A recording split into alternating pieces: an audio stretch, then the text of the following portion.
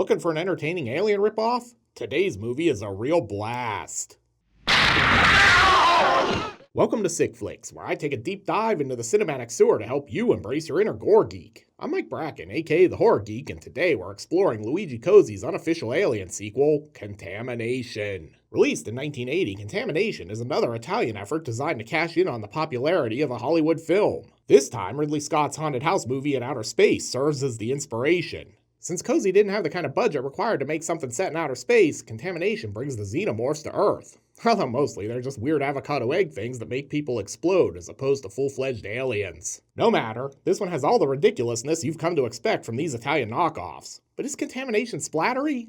Let's get to the gore and find out. Oh, and before we get started, today's video is brought to you by patrons Adam Appel, Simon Clark, and Justin L. If you'd like to sponsor some videos, check out my Patreon. You'll find the link in the pinned comment and description below. And now, let's get bloody. We fade in on, you guessed it, New York City. Italian cannibal movies start in New York City, so I guess it only makes sense an Alien ripoff would start here too. Anyway, we're gonna fly through the credits. Looks like they built this title in Minecraft. And here's Ian McCulloch.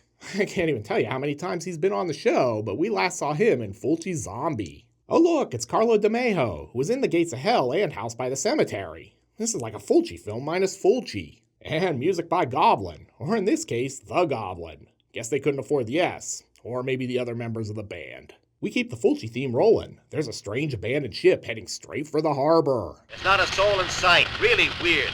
It's not empty. There are two guys standing right there on the deck. And directed by Louis Coates, aka Luigi Cozzi, yet again trying to convince you he's an American. We last saw him when I covered The Black Cat. With the credits over, we get our obligatory Edward Mannix dubbing out of the way early. All right, this is a restricted area. They told me to come here. I'm Dr. Turner of the Health Department. He's here to investigate the ghost ship. After some jibber-jabber, they don these stylish white outfits like they're extras from Zombie 3. Careful, Luigi Cozzi. Mattei and Fragasso will steal your movie if you're not careful. We might as well split up. Charlie, you and the officer with you start at the front end of the ship. I really appreciate the attention to detail. It's great they made Mannix dub this line like he's wearing a mask too. You know, he's in the sound booth talking into a coffee cup going, "Does that sound okay?" Of course, they all split up, and Mannix and company find this random copy of the script. Wait a minute, the pages are blank. Are we just making this up as we go again? They continue exploring and wander right into this jump scare. I'm happy this guy feels comfortable coming out of the closet. If you're wondering what happened to this guy, don't worry. Edward Mannix has a theory. Almost as if, I don't know, it's almost as if he exploded. Exploded? Yeah, but not because of a bomb. Ah yes, killed by Taco Bell. We've all seen it happen. They eventually wind up in the bottom of the ship where they discover... This hole's full of coffee.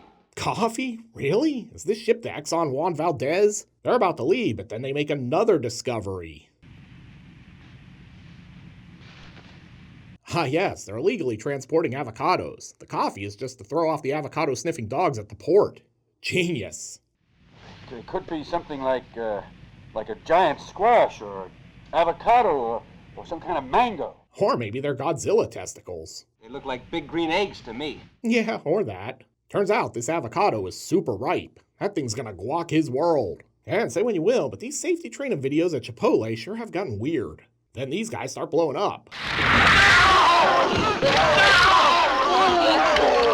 Which is where the Alien comparison comes into play. I've heard of having explosive diarrhea, but this seems extreme.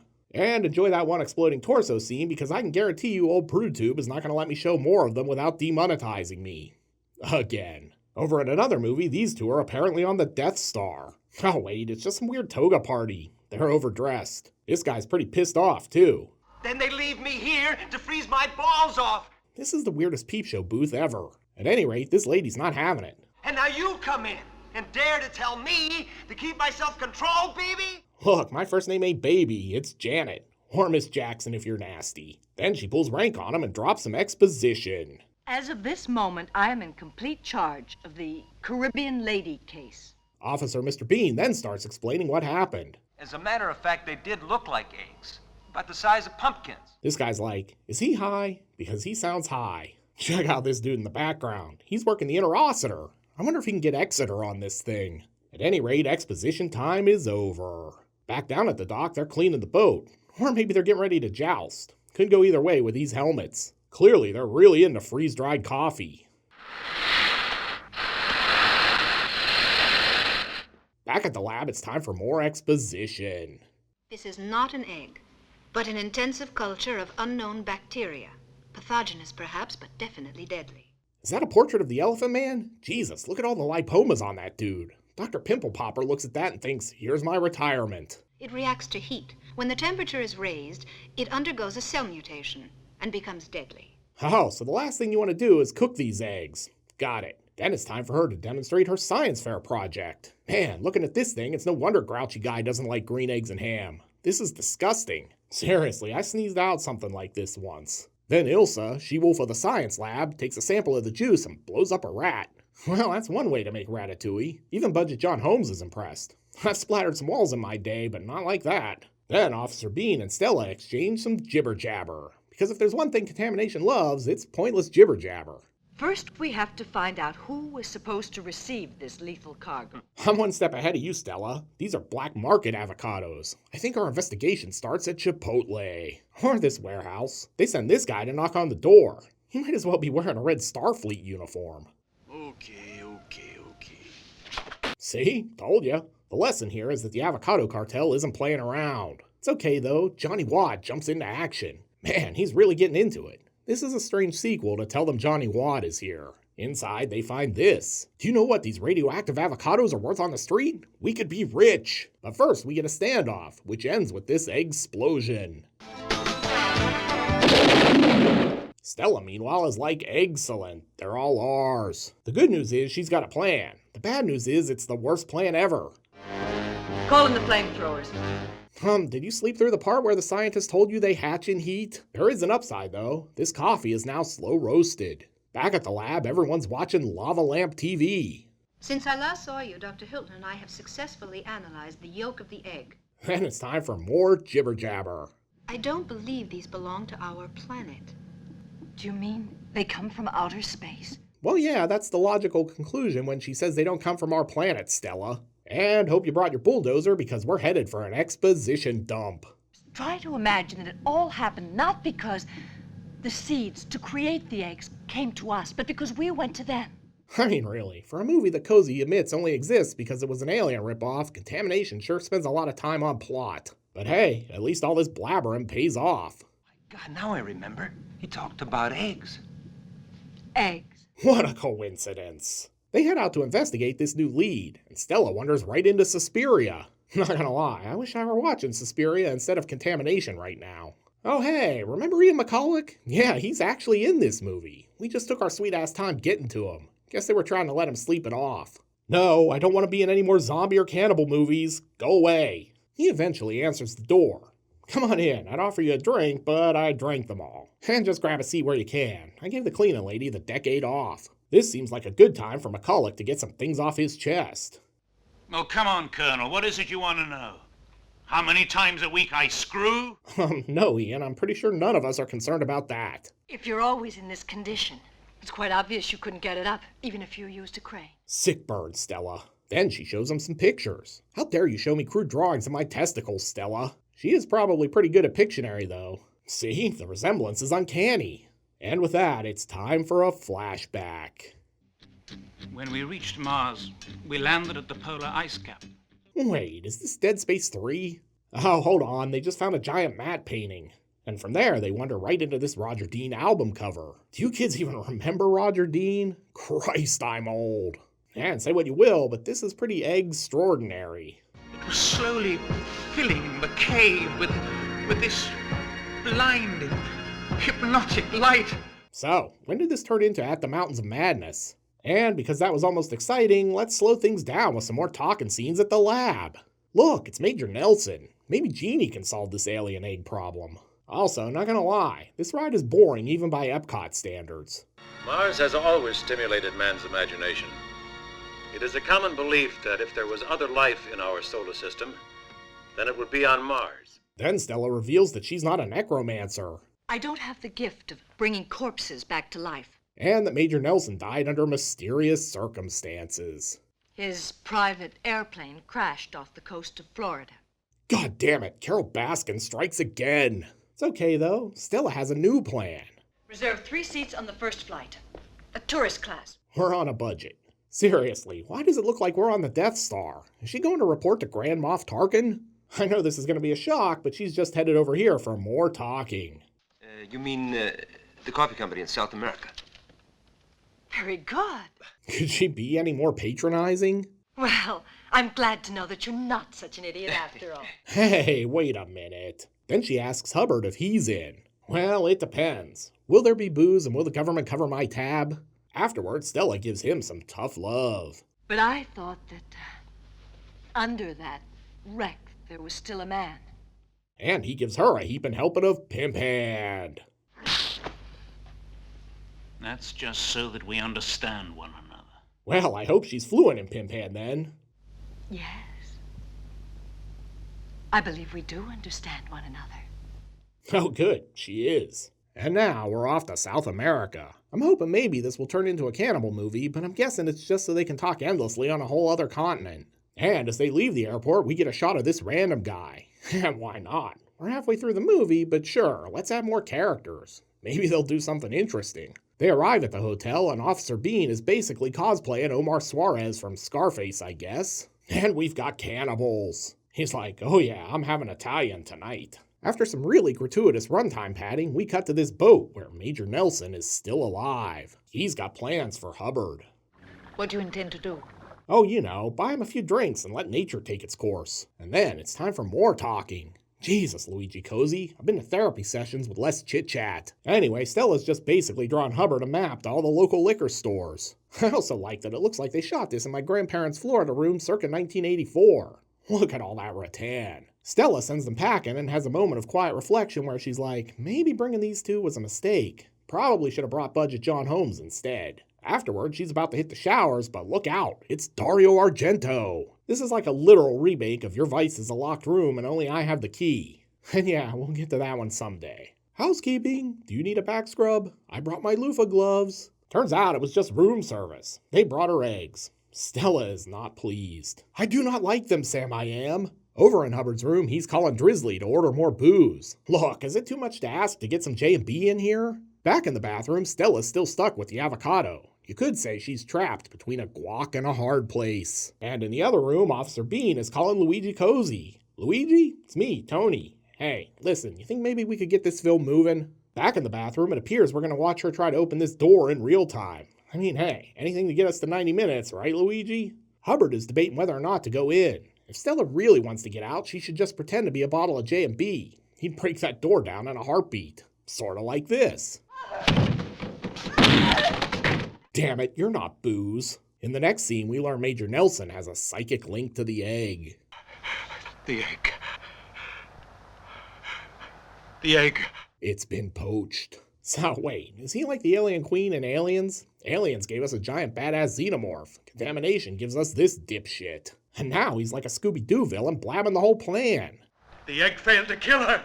Jeannie's like, Ixnay on the Illinkay talk. Then Hubbard goes and gets a plane. Yeah, that DWI cost me my driver's license, but no one said anything about planes. Suckers. Man, I really thought Flight Simulator 2020 would have better graphics. While Hubbard is busy cosplaying Maverick from Top Gun, Stella and Officer Bean have headed off for a meeting with the Starbucks distributor.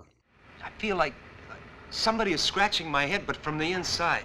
It's probably the ticks. You know, in here is where we toast the coffee to different degrees according to where we export it. Why does this young Bobby Rhodes lookalike sound like a 65-year-old white grandfather trying to talk like Bobby Rhodes? And if you guessed the boss of this place was Jeannie, give yourself a screenwriter's credit. Maybe she's not Jeannie. She runs a coffee plant. She could be Christina Agbrulera. At any rate, must be a slow day down at Starbucks HQ when the CEO gives you a tour of the plant. However, if you would like to see the various kinds of coffee we produce, please follow me. Meanwhile, Hubbard's like, stealing this plane was a brilliant idea. It's way easier to spot the liquor stores from up here. And since things weren't dull enough, I guess we're actually going on the coffee plant tour. I wonder if guys who work in the coffee plant call going to work the daily grind. I gotta say, I did not expect Contamination to turn into a half-assed industrial film during its last act. No one will be seated during Contamination's thrilling coffee plant tour. And now, we have arrived. Arrived? What does that mean? Well, basically, arrived means to reach the place at the end of the journey. Did you take English in high school? Oh no, this was all a ruse. They've been lured down here to be taken hostage by the coffee cartel. You're coming with us, by any means necessary. But before they go, Major Nelson shows up. Stella's like, I thought you were dead. This is some real deja vu. Hubbard, meanwhile, has landed the plane and decided to sleep off his hangover. He does wake up eventually, though. Damn it, not a liquor store as far as the eye can see. Luckily, Stella marked them all on my map. Back at Central Perk, Tony and Stella share a moment. Maybe it's because I'm not too smart. Well, at least you acknowledge it. While they're espressoing their feelings, Ian McCulloch is lost in the jungle. Again. Sure hope I don't run into any cannibals out here. Those are the least of his worries because there are zombies, apparently. White zombies. Hummer's like, all right, I love Thunder Kiss 65. He doesn't find zombies, but he does find these eggs. This is the weirdest Easter egg hunt ever. Only pick the ones that are right. White zombies. Oh wait, spoke too soon. Back in our other movie, Major Nelson shows up to escort Stella and Tony to the Cyclops. Before we can get there, we have to have our Bond villain moment where Major Nelson breaks down his entire evil plan. Hundreds more are being picked right now. Everything will be ready in a few days, then the eggs will be shipped, sent around the whole world. Then he escorts them downstairs where they meet the Cyclops. And I brought back from Mars. Well, it's no alien queen, but I guess it'll do. And holy shit, it's basically Kang and Kodos' brother. And this marks the third movie on Sick Flicks to use Goblin's Connection on the soundtrack.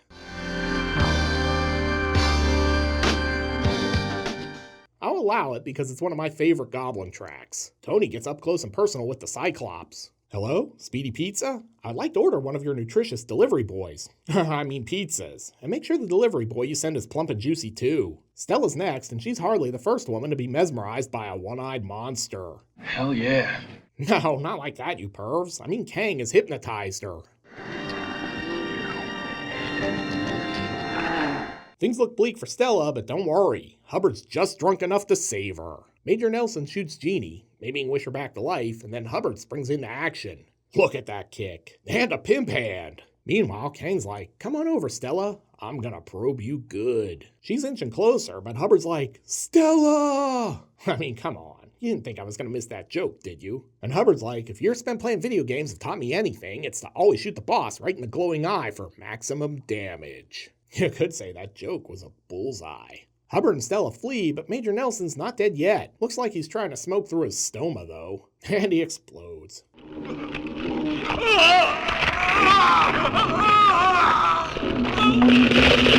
You can literally see the prosthetic. It's like Luigi Cozzi just gave up. Afterwards, the military shows up. Hubbard's like, here, drink this. I don't want it. It's not booze. And he offers up a eulogy for Major Nelson. But the real Hamilton, he never returned to Earth. Yes, he's still up there. Yep, he's still up there, right in this terrible matte painting of a sky. Then it's back to New York for the obligatory stinger ending. I bet Donald Sutherland is a pod person.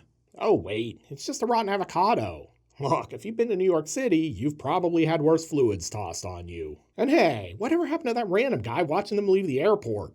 He seemed important. Contamination is not my favorite Luigi Cozzi film, that would be The Black Cat, but this Alien knockoff does offer up some good times even though it meanders around more aimlessly than your grandfather in a supermarket. But can it serve up enough coffee and splatter to earn 5 barf bags? Let's go to the Gore card. In terms of gross anatomy, Contamination offers up one pretty cool effect and repeats it endlessly. It's like the comedian with one funny joke. So we're treated to exploding torsos, and I guess Tony getting eaten by the Cyclops. The exploding torso gag is pretty cool, and there are enough of them here to earn Contamination a middle-of-the-road 3 barf bag rating. This is a modestly sick flick. Probably could have been amazing with a little more variety. Looking for another Luigi Cozzi film? Then be sure to check out my review of The Black Cat. You'll find a link for it here on the screen after my outtakes. I'll meet you over there. Until next time, I'm Mike Bracken, aka the Horror Geek, bringing you all the splatter that matters. Oh, this is actually going pretty well today. I'm sorry, there may not be 8,000 outtakes. Although mostly they're just weird avocado egg things that make people explode as opposed to full-fledged aliens. Whew, that thing's gonna guac this... Oh, fuck. Ruin my own puns. The good news is she's got a plan. The bad news is she's got a plan. The bad news plan is that the plan is a plan. Just grab a seat where you can. I gave the cleaning lady. Hey, there's a giant spider right in front of my podium. How exciting. This video was filmed in front of a live studio audience. Jesus, Luigi Cozzi. I've been to therapy sessions with less blah, blah, blah. I've been to therapy sessions with less chit-chat, but obviously I've not been to speech therapy. Somehow I manage to get worse at this every week. I gotta say, I did not expect contamination to basically turn into an blah, blah, blah, blah. God, that's hard to say. The words, they are so hard. And Hubbard's like, if you're spent playing video... Settle down, Mike. Don't get carried away. Do you know what these fuck. Remember when I said this was going pretty well earlier? I lied.